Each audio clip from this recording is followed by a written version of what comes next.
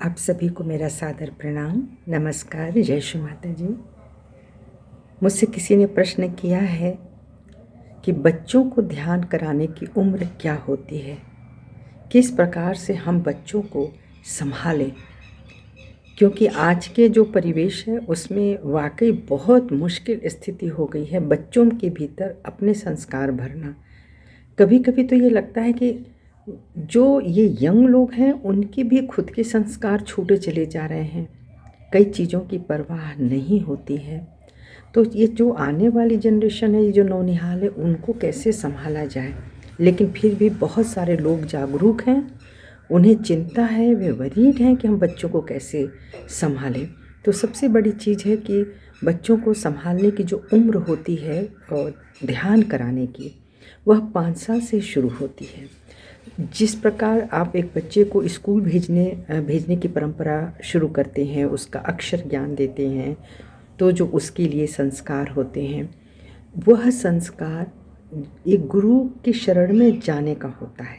तो जो पहले की व्यवस्था थी वो इसीलिए थी कि 5 वर्ष का बच्चा लेकर के 25 वर्ष तक उसको एक ऐसे गुरुकुल में रखा जाए जहाँ उसका जो मस्तिष्क है वो परिष्कृत रहे, वह सुसंस्कृत रहे।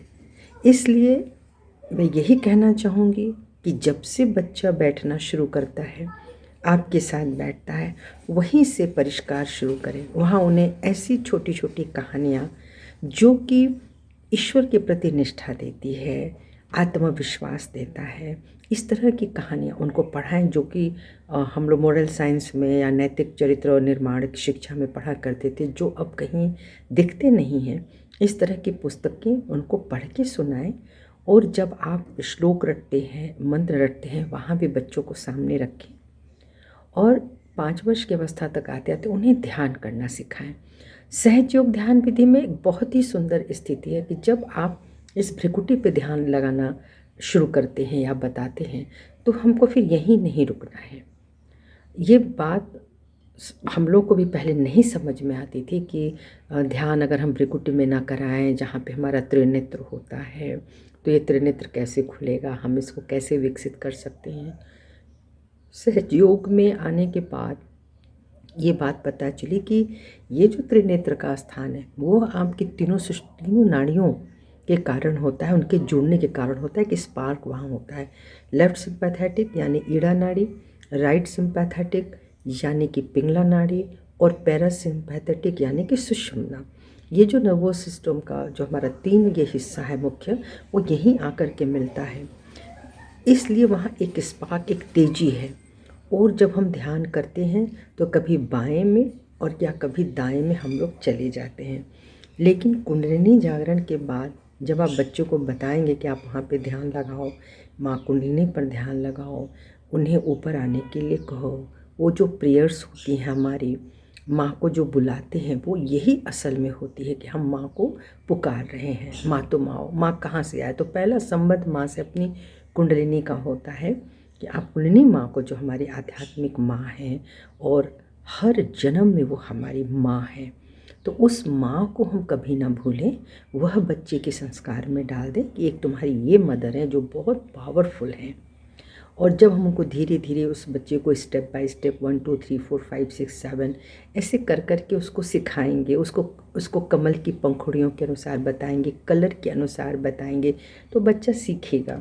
और सीखने के बाद जब आप सहस्त्रार पे उसको ध्यान लगाना सिखाएंगे कि तुम यहाँ आकर के एकदम सब कुछ छोड़ दो, तो बच्चा धीरे धीरे धीरे धीरे अपनी कनेक्टिविटी सहस्त्रार पर ले आएगा। और हम सभी को पता है कि सहस्त्रार पे ही समस्त देवी देवता एकत्रित होते हैं। और वह जो हम ध्यान लगाते हैं वो किसी भी शक्ति में हम बांटते नहीं हैं, बल्कि हम इंटीग्रेट हो जाते हैं, हम समग्र हो जाते हैं।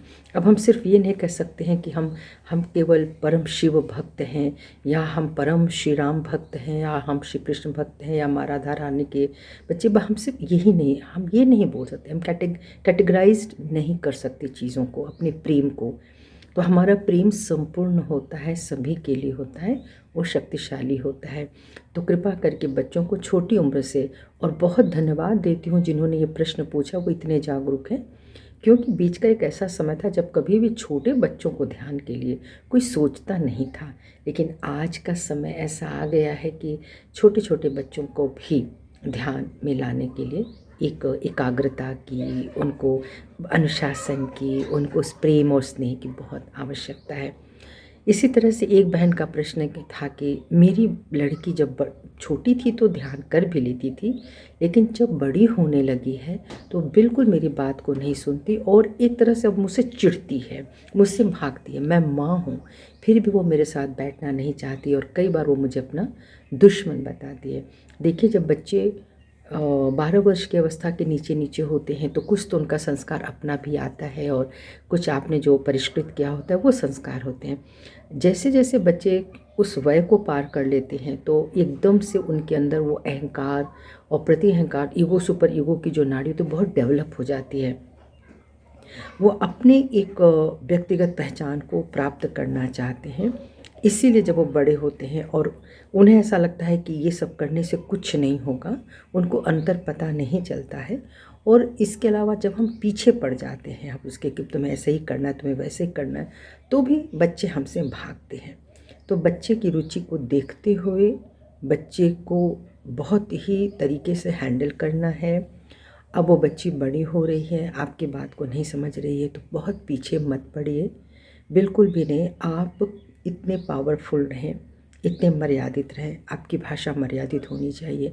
आप उससे बिल्कुल भी कटु वचन ना बोलें। आप उसकी बैक आज्ञा पे जा कर के बंधन दिया करें, ताकि जो उसका अब बैक आज्ञा डेवलप हो रहा है उस पर जा कर के आप ध्यान लगा करके माँ से प्रार्थना करें, श्री माता जी कृपा करके इनकी बैक आज्ञा साफ कर दीजिए और उसे एक आत्मा स्वरूप माने। जब आप अपने से उपजा हुआ देह मानेंगे तो फिर एक दूसरे तरीके का उसमें अटैचमेंट आ जाता है, एक बंधन आ जाता है। लेकिन जब आप उस बंधन से परे होकर के, जिसको हम अनासक्त कहते हैं, जब आप अनासक्त होकर उस बच्चे को देखेंगे तो आपको समझ में आ जाएगा कि ऐसी कौन सी चीज़ है जो उसको बिल्कुल रिपेल कर रही है, उसको आपको विकर्षित कर रही है। तो वो जानने की कोशिश करें। बच्चा फिर जैसे जैसे बड़ा होगा, वो बच्ची बड़ी होगी, वो आपको समझने लगेगी। हर बच्चे अपने माता पिता को समझते, प्रेम करते हैं, लेकिन कई बार कुछ अवस्थाएं होती हैं जहाँ वो अपने माता पिता को नहीं समझ पाते। उन्हें लगता है कि उनको अनावश्यक दबाव दिया जा रहा है।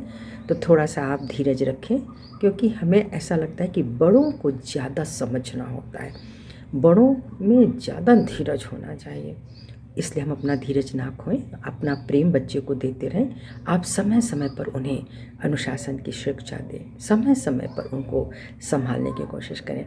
और आपकी दृष्टि इतनी शुद्ध, इतनी स्वच्छ, इतनी सुंदर हो कि जब आप अपने बच्चे को चुपचाप देखते रहें तो समझ जाए कि उसकी माता या पिता क्या सोच रहे हैं। तो कई बार शब्दों से ज़्यादा जो तेज जो मर्म को भेद सकता है वो है आपकी निगाहें। तो आपकी निगाहें कठोर न होकर के कई बार इतने सुंदर होने चाहिए कि उससे बच्चे का हृदय प्रसन्न हो जाए। और मुझे विश्वास है कि मार पीट से ज़्यादा या चिढ़े हुए शब्दों से ज़्यादा प्रेम के शब्द, सम्मान सूचक शब्द ज़्यादा प्रभावित करते हैं।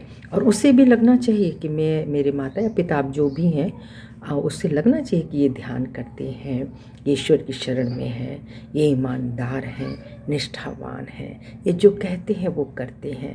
तो ये ऐसा नहीं है किसी पाखंड करते हैं, दिखावा करते हैं। तो जब उसके अंदर ये विश्वास आ जाएगा तो निश्चित ही वह आपकी बात को सुनेगा या सुनेगी। तो किशोर वय में धीरज की बहुत आवश्यकता होती है और प्रेम की बहुत आवश्यकता होती है। तो माता पिता से ज़्यादा प्रार्थना है कि वो अपनी समझदारी दिखाएं। और हर बात का समाधान कोई मार ही नहीं होता है। आप सभी को बहुत बहुत धन्यवाद। नमस्कार। जय श्री माता जी।